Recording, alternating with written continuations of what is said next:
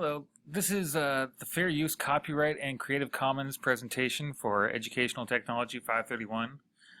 It's done by Anthony Kutzi, myself, and Corey Sharp.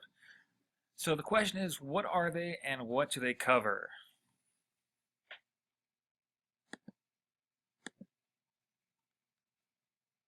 So first up is copyright.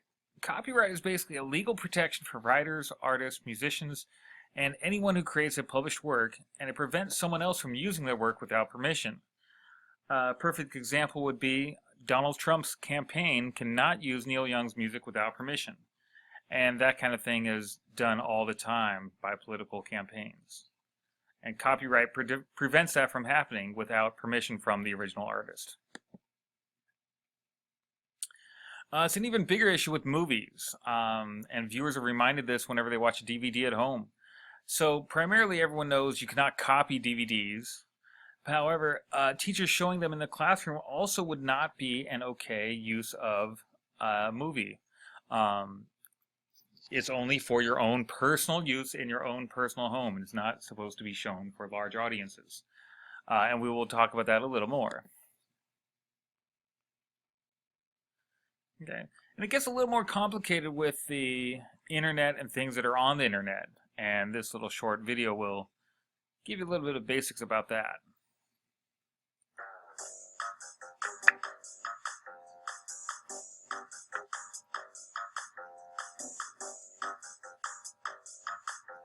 Hey Jim, thanks for that report you gave me the other day. My client loved it. You gave it to your client? No, I made a copy for him. We have a limited subscription to those reports. You can't copy them or distribute them without permission. Really? Yeah.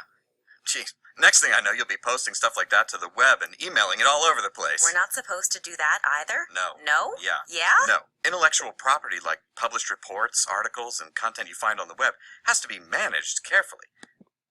Okay, so that's definitely an issue for everyone working in education, because anytime a student creates a report and if they borrow information from the internet, they've got to be pretty careful about that. And so there's ways to get around that, and that's what we'll see. Okay. But again, if every published work is covered by copyright, how can a teacher ever use anything in his classroom without violating copyright law? So the first way we're going to see that you can get around that is called fair use.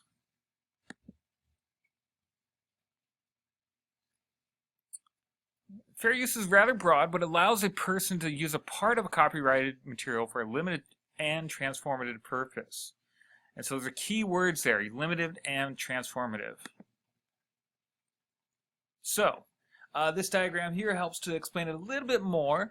One thing is if you're only using a small portion of the original material, if the commercial value of the original is not diminished, this could mean that your thing is not taking away money that the artist would have otherwise been entitled to. It's predominantly a new original product of the user. The benefit is user is predominantly other than commercial. Again, this is why education can get away with this quite a bit.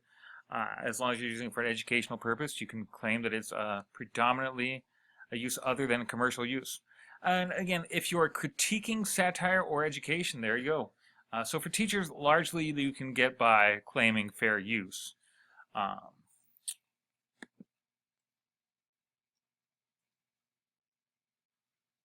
So it becomes not so black and white anymore. Okay, it gets a little bit confusing. So it sort of helps to look at different examples, and you can see where the court might have decided one way or another.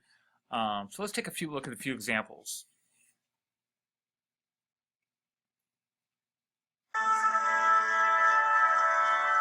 Say someone recorded this sound.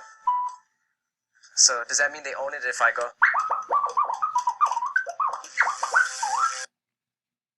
Yeah, I think that's a very valid question. I think we actually pause right there for a second and sort of ask, does that example qualify as fair use? Because clearly he's changing the original recording, and he's changing, it's transformative, and he's significantly transforming it.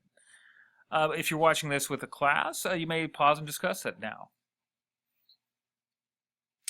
Here's an example of a math rap that uses Usher.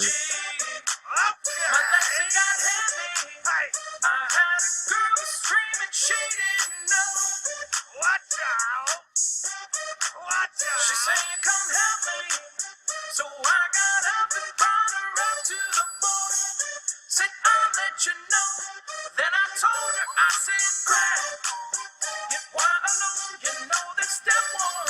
Grab, starting on me, we about to have fun. Grab, now we use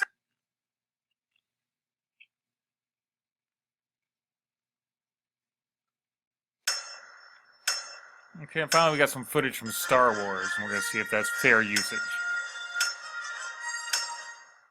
Reading. Leia leads a brave resistance that will only account for 5 minutes of screen time for a legendary character. Long after you've either finished reading that shit or dismissed it altogether, it's still scrolling by. Dark shadow of an evil ship gives the finger to an audience hoping not to see a remake of A New Hope. Also, if a Star Destroyer's shadow is this large and looming, then it's either super close to this galaxy's sun or...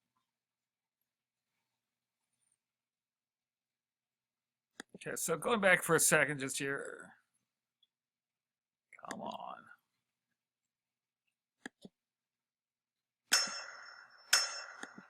So using this sort of type of a idea of using footage from the movie and then critiquing it, again, that does technically fall under fair use. So a lot of times teachers can show movies in their classroom as long as they're not showing the entire thing, but they're actually using it for a fair use purpose. They're sort of using it for an educational purpose. They're trying to get something that they could not get from the novel alone, so they might bring the actual movie version for a scene or two. They're not showing the entire movie from start to finish without anything else or any discussion. That would not be exactly what was intended by fair use.